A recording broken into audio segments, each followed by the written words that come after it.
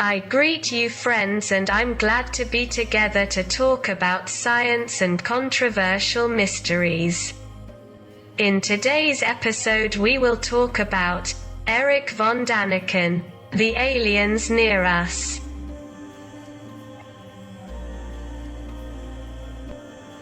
So far, no one has produced indisputable and generally accepted evidence that we are not alone in the universe.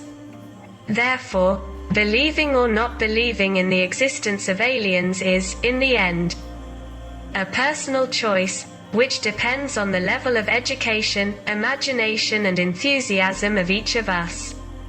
We will not try to change your beliefs. Not in a radical way. Extraterrestrial life, or life in outer space, is a hypothesis that in the universe there could be life whose natural environment is not Earth. This concept refers to any type or form of life. From the simplest biological systems, e.g. viruses and prokaryotes, to the most complex forms of life with their own intelligence and social organization. The age of the universe, huge, as well as the enormous number of stellar systems, suggest that if the Earth were a model of celestial bodies with generally valid life, then extraterrestrial life should be encountered in the universe quite often. There is also an obvious contradiction between the probability of the existence of extraterrestrial civilizations in the universe, the probability estimated to be small but real, and the lack of contacts with such civilizations or other evidence of their existence, a contradiction called Fermi's paradox. The stars are too hot to house life phenomena. But because the Milky Way alone probably contains billions of planets, scientists assume that extraterrestrial life exists. As of August 1, 2014, more than 1,800 exoplanets had already been discovered, but all of them are too far from Earth and therefore too difficult to investigate for the existence of life forms. Minimum conditions for the existence of life on an alien planet are energy, present for example through the relatively hot phenomena on Enceladus. Molecules containing carbon, organic substances, the water.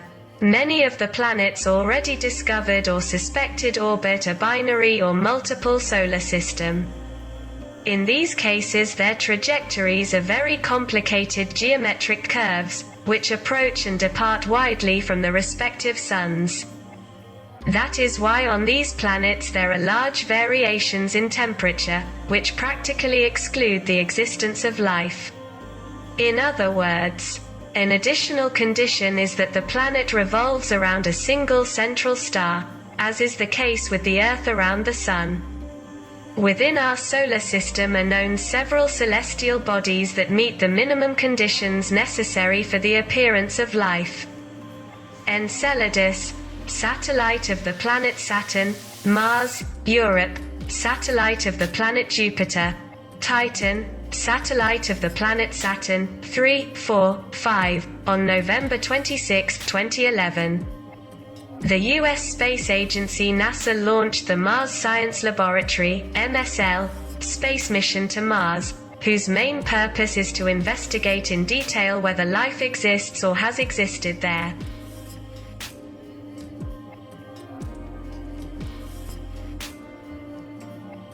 There are several methane lakes on Titan. This is the simplest organic compound. Methane is produced artificially by man, or possibly by another intelligent being, or naturally by fermenting plant or animal waste. See also methanogenesis. The first contact between humanity and an alien civilization can be beneficial, but most likely it will be dangerous, shocking and will result in our destruction. Astrobiology professor Charles Cockle of the University of Edinburgh believes that autotrophic beings are generally not intelligent. This is because collecting sunlight, stellar, is a great way to gather energy, yet never gather enough energy for a creature to become intelligent. This means that an extraterrestrial being that has reached interstellar travel technology must necessarily be a predator.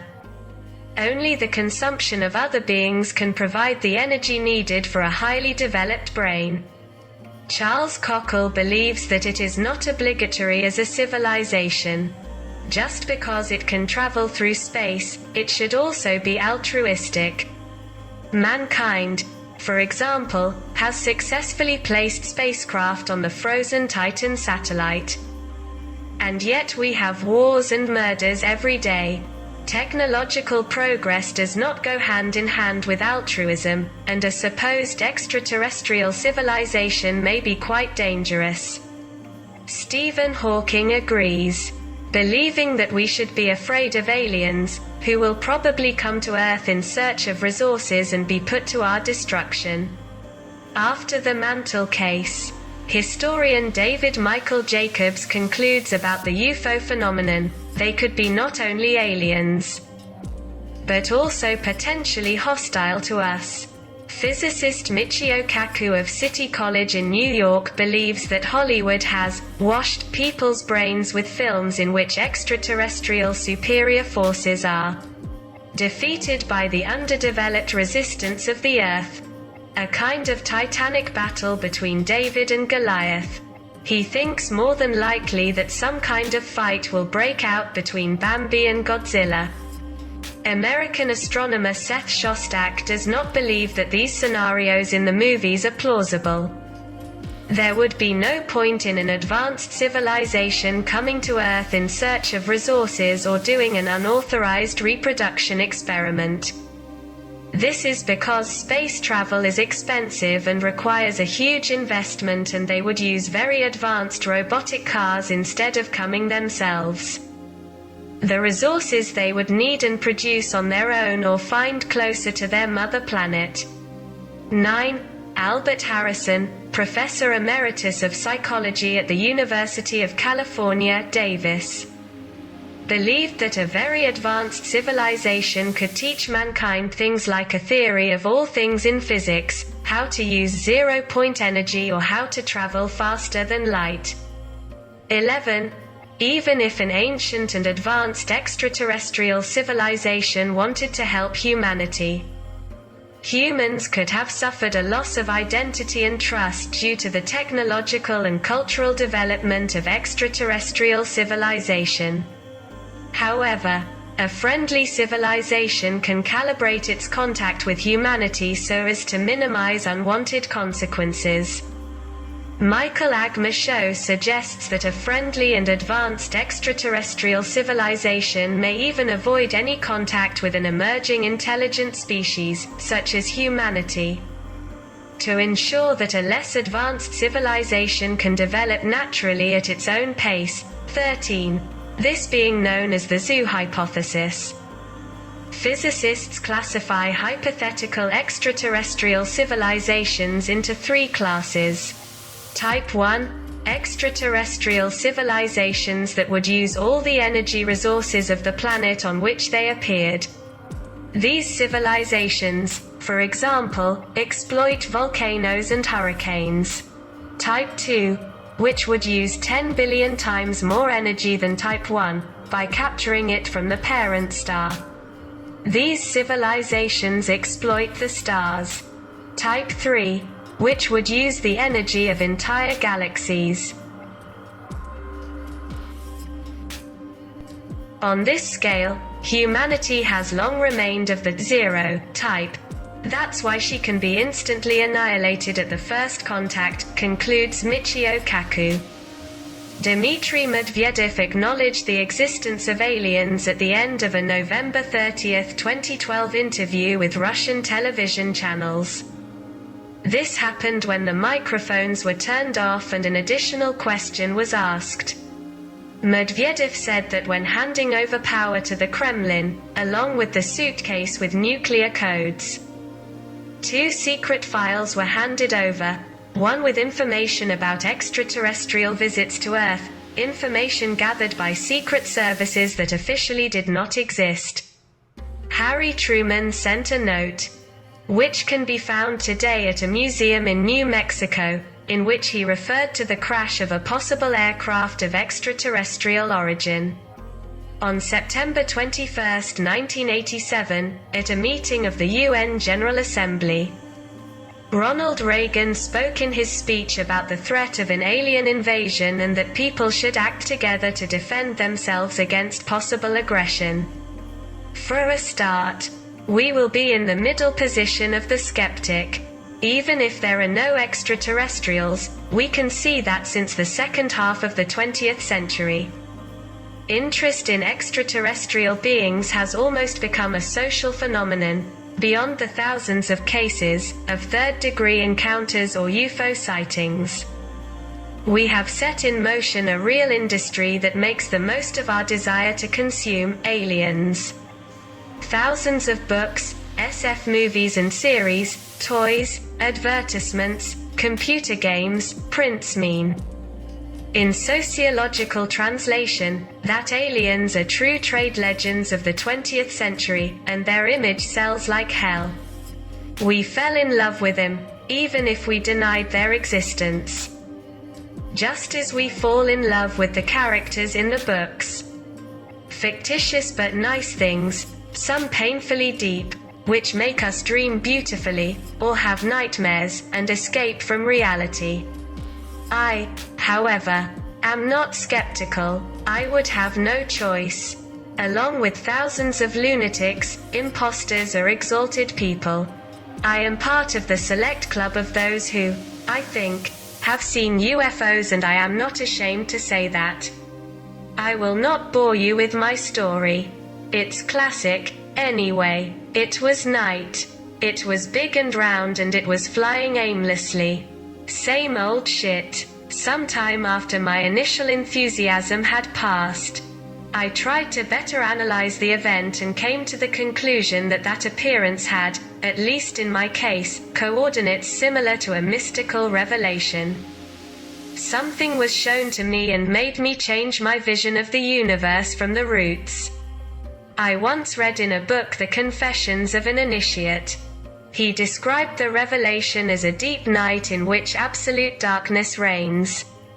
Then, suddenly, out of nowhere, a huge flash of lightning splits the sky and illuminates it so brightly that you can see everything, to the farthest horizons.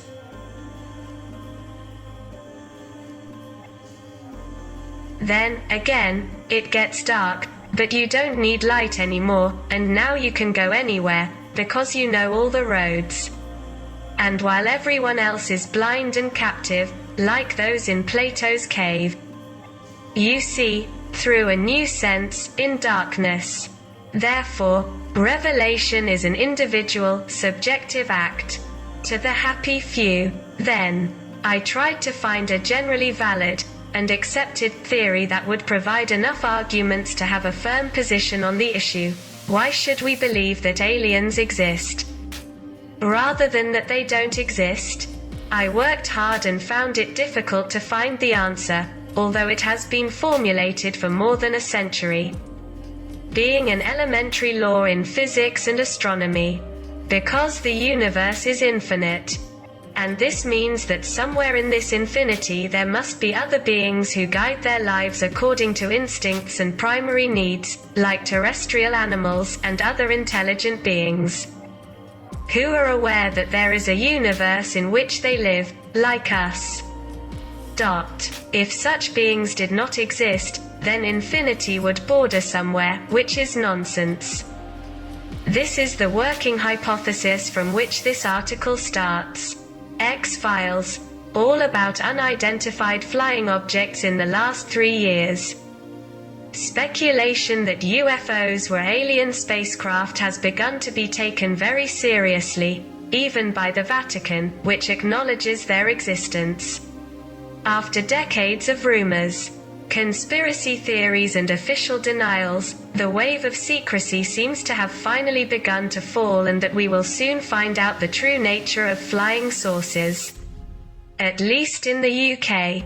Thanks to the Freedom of Information Act, which stipulates that any classified information becomes public after 35 years, English journalists from several publications demanded, in August 2005, The account of MI5, the British Internal Intelligence Service, and the Ministry of Defence in the matter of several UFO files.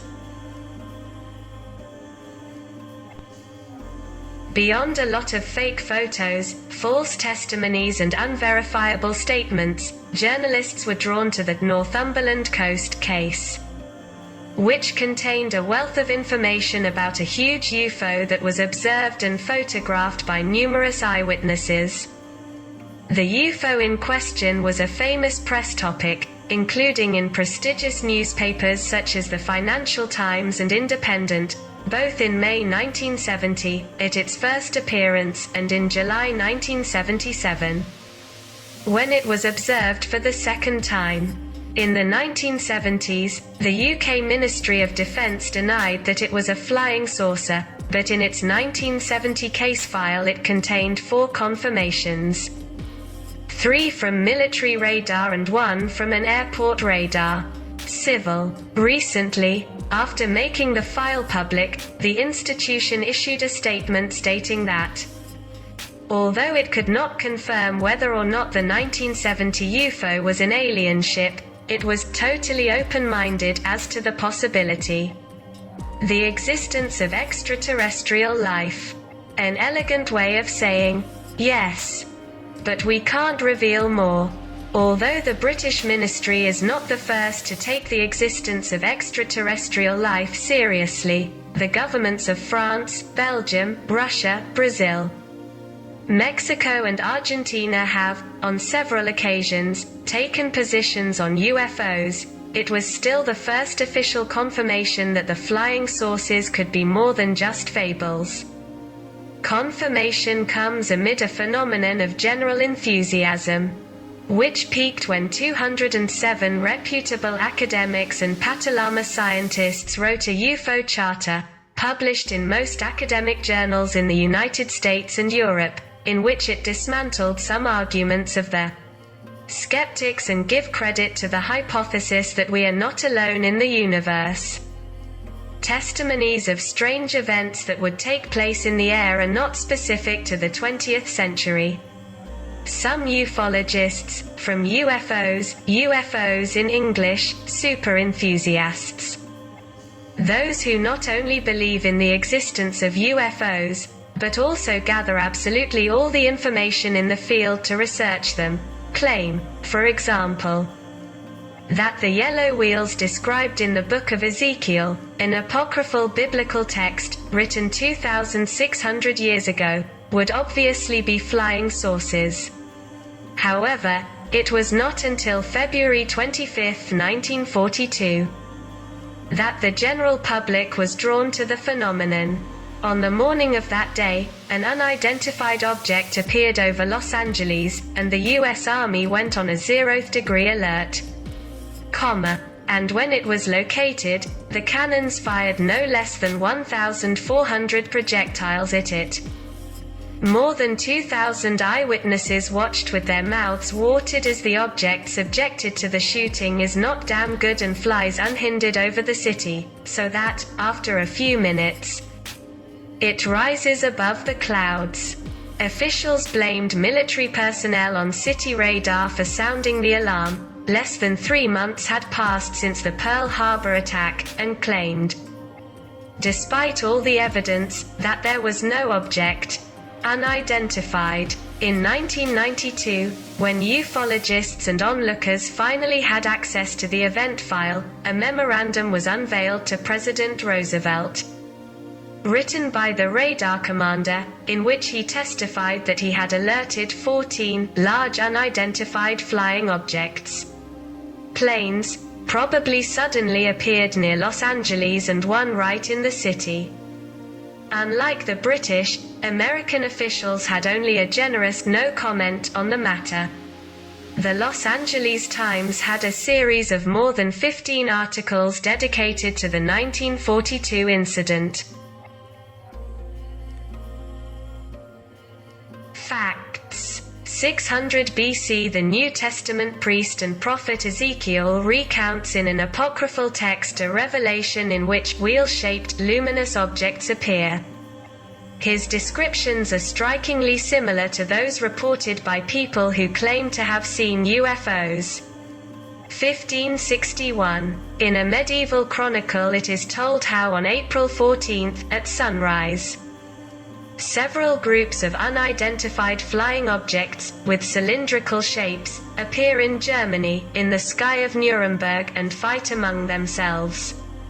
1942. On the morning of February 25, a huge UFO appears over Los Angeles, and the city's anti-aircraft battery opens fire, but has no visible effect on it. 1947. Pilot Kenneth Arnold describes his encounter with a UFO moving like a flying saucer.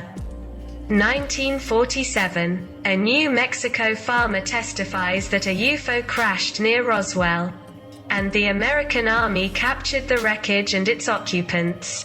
1951. The U.S. Air Force initiates the Blue Book Project, in which all evidence of the UFO phenomenon is subjected to scientific analysis.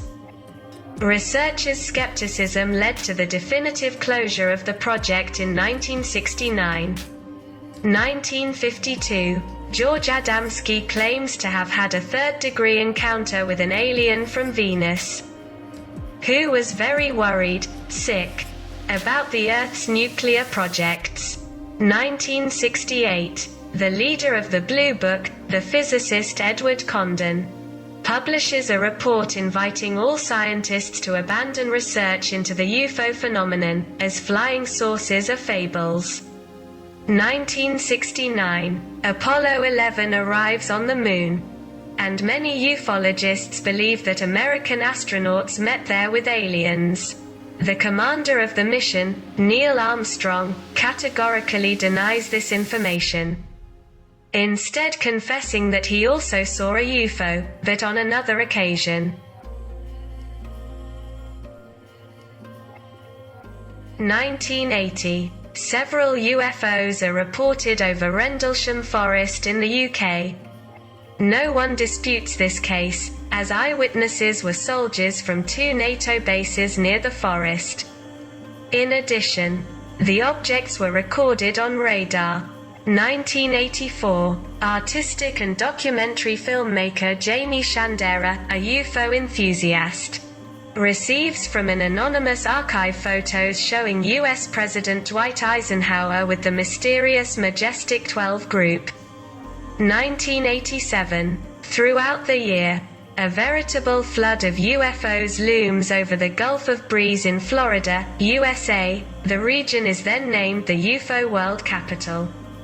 Subsequent analysis shows, however, that the witnesses' testimonies are false and absolutely all the photos are fake. 1990. Multiple eyewitnesses, radar recordings and 2 fighter pilots confirm the appearance of a UFO near Brussels. 1994. In several physics journals, the hypothesis that traveling at a speed faster than light could be possible is beginning to be taken seriously. 2005. New UFOs are reported in America, Brazil and Mexico. 2009. In absolutely every week, the news agencies present information about new possible UFO sightings. The most important reports were in the USA, May, Great Britain, June, and Japan, July. Roswell, Blue Book, Area 51 controversies and mystifications 5 years after the mysterious appearance in Los Angeles. A series of events have taken place that have forever fixed the place of UFOs in popular culture everywhere. In June 1947, while flying over Washington state, American pilot Kenneth Arnold claimed to have encountered 9 unidentified objects flying in formation, each moving like a plate floating on water. Yes, the well-known concept of the flying saucer came out of this man's statement. Immediately after Arnold's testimony, which reached the entire American press, several people began bombarding American institutions and newspapers with reports of his presence. Plates of these, The most bizarre was the one from Roswell, New Mexico. Many people in this region testified that on the night of July 2, 1947, they saw a huge luminous disk. It seems that it collapsed, and the American military came immediately and took over the wreck of the ship, as well as, according to some alien corpses. Even today, the debate over the Roswell incident has not ended. Immediately after it took place, the US government apparently set up MJ-12, Majestic 12, a committee of scientists, secret agents and the military who were given the task of investigating the case. Their findings were never made public, but in 1994, the U.S. Army's Air Division, the U.S. Air Force, published a report claiming that the real explanation for the incident lay in the Mogul Project, strictly secret project in 1947. Involves tests on mannequins in prototype balloons that reached high altitude, and the MJ-12 would have been a prank, meant to distract attention from the Army's special projects. However, not even scientists have given much credibility to this explanation. This is mainly because, no matter what happened in Roswell after 1947, American officials took the existence of UFOs very seriously. Ufologists were to be convinced of this in 1968, when a summary of the activity of the so-called Blue Book Project was published. The project, carried out over a period of 20 years, meant the collection of all testimonies, photographs and information on UFO sightings and their analysis by a team of scientists. The summary, also known as the Condon Report, after the distinguished American physicist Edward U. Condon, who led the project, concludes that there is nothing of scientific value in those testimonies. That most say only Bazakins, and therefore it makes sense to continue researching flying saucers. When this report was adopted by the prestigious U.S. National Academy of Sciences, the international scientific community had every reason to dismiss the UFO controversy.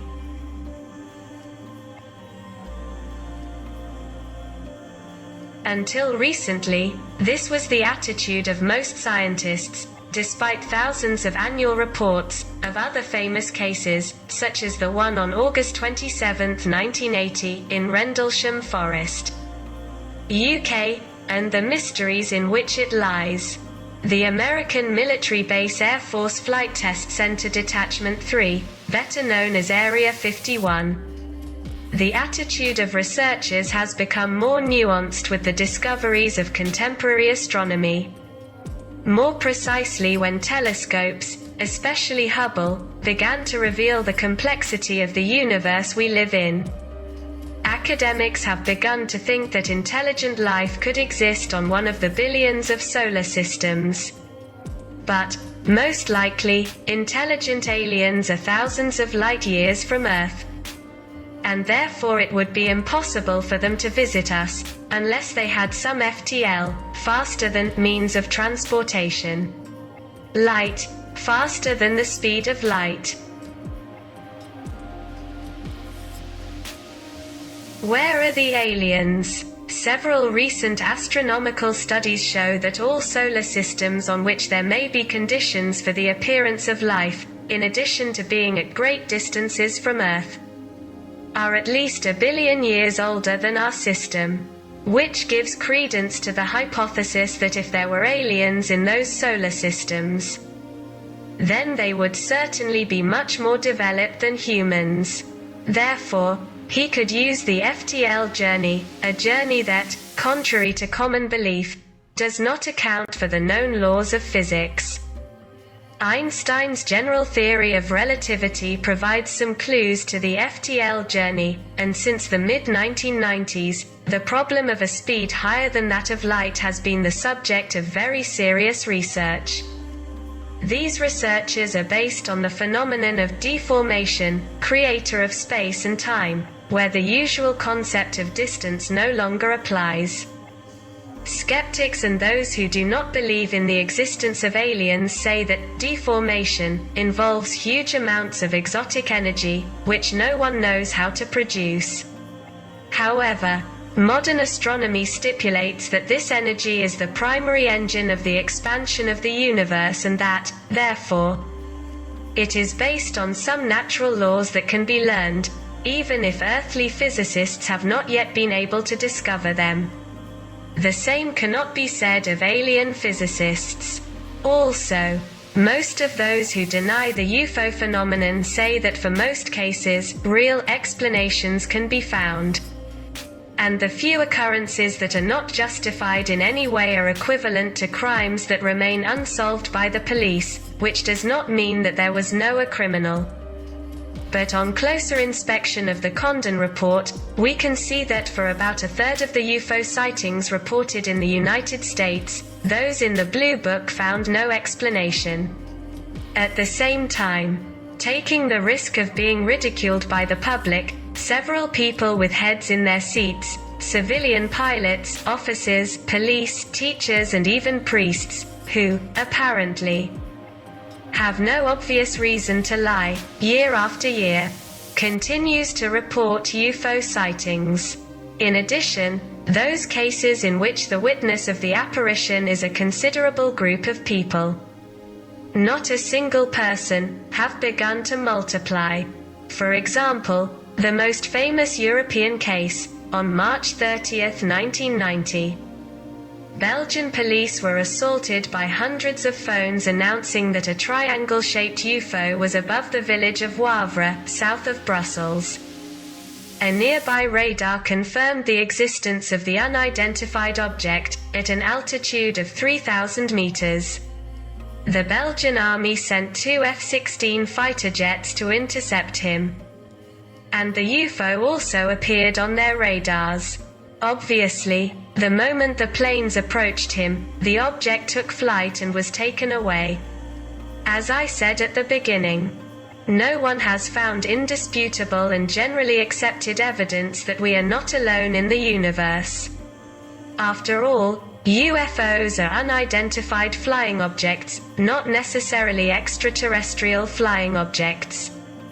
At the same time, it is obvious that among the thousands of people who claim to have seen UFOs, there are a few, we do not know how many, who tell the truth. And some of those who give them credit and, in addition, identify UFOs with extraterrestrial means of transport, have also tried to get in touch with aliens through programs such as SETI.